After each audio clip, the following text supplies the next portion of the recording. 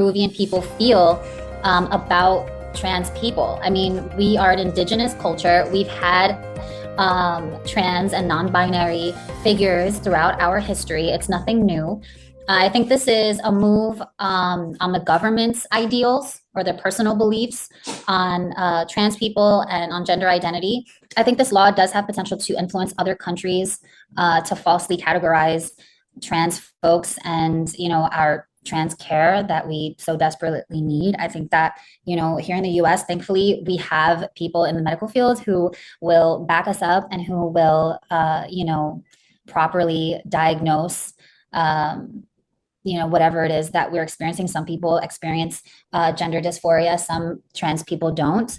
What I've learned about this law is that, the Peruvian government wants to be able to offer trans people insurance coverage. And by labeling or categorizing our transitions and our need for medical care, it's in a way to be able to have us, be insured. And so, I think it's wrong. I think here in the US, we have something called incongruence of gender. And that's the category that we are, filed under, I guess, if you think about the medical categories, it's gender incongruence. And that's where we should properly be categorized in, for the specific care, that we need.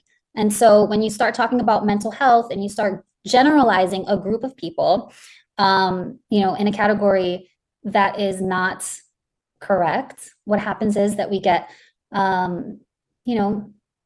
treated improperly, and it's not so much, I think it's part of our transition. I personally chose to focus on my mental care throughout my transition because of the hatred of society and just to be a stronger person throughout my transition.